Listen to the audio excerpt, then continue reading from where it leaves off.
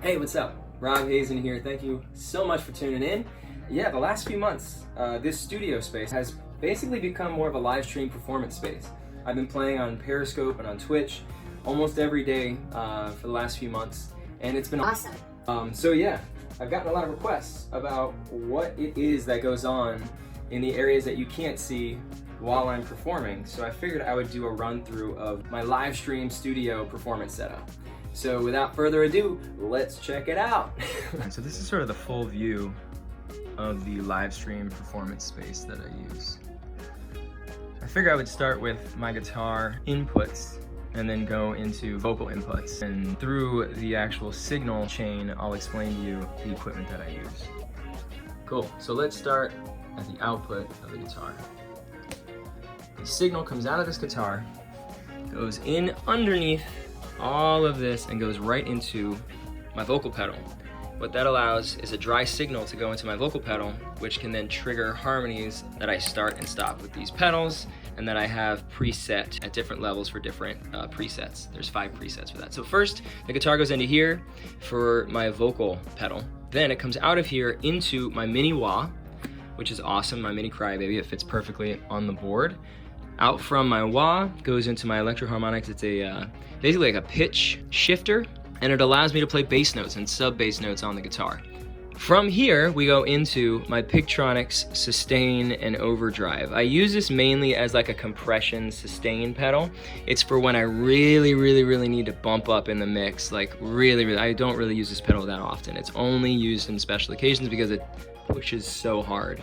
After it goes into here, we go into my main effects unit, which has my delay, my chorus and flanger, my distortion, my just regular drive, and I use this as a reverb channel.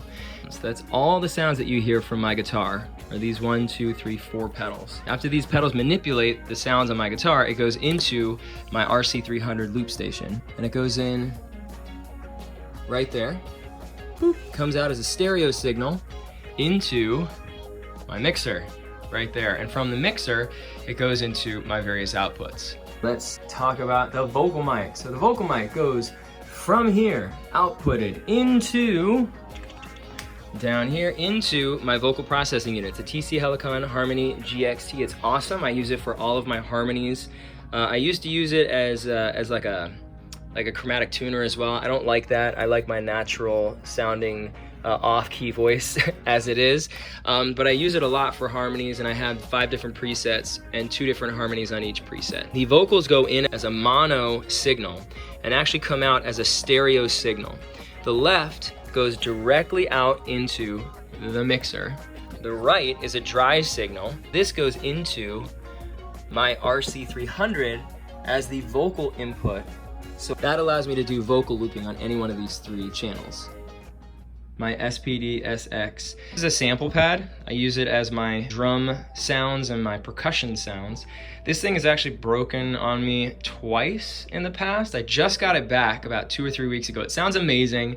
I love the sound of this thing, and of course Maya is present always. But anyways, I love the sound of this thing. It is a great sample pad, outside of the fact that it breaks on me every now and again. But we got it fixed. It's awesome. From this, the output of this is a stereo output, and it goes in as my aux in. I don't know if you can see that, but my aux in is where this bad boy goes into on my RC300.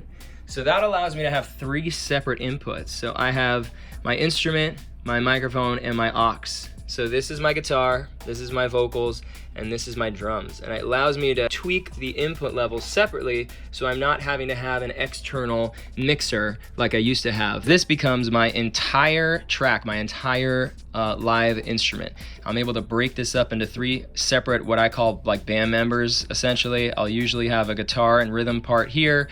I'll have the drums on channel 3, and I'll do like you know, like chorusy type stuff, or like just more like build and breakdown type of instrumentation on track 1. And so all of my vocal, my guitar, and my drums go into here. I create the track, and from that it goes out as a stereo output into my mixer.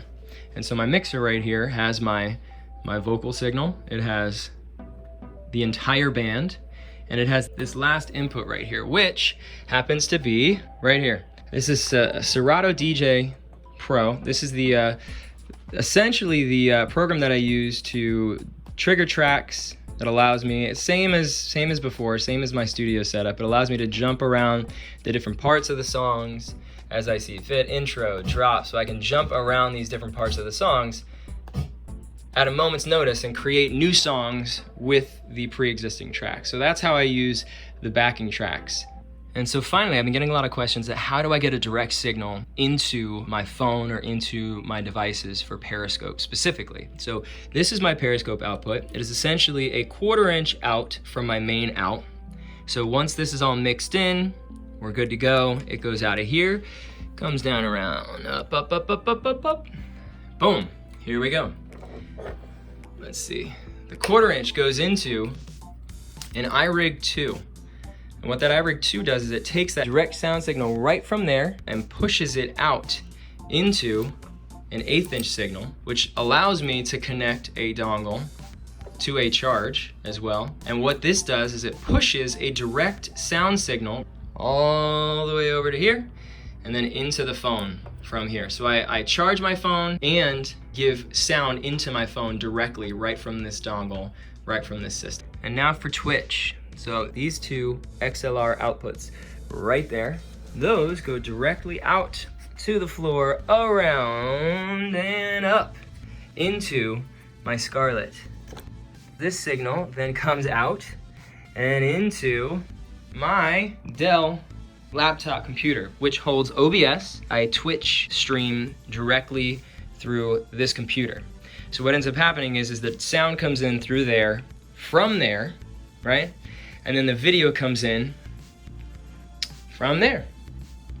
So we got video coming in, we got audio coming in, and the combination through OBS allows me to stream on Twitch. So I stream on Periscope through that connection, I stream on Twitch through here, and that is my full studio setup.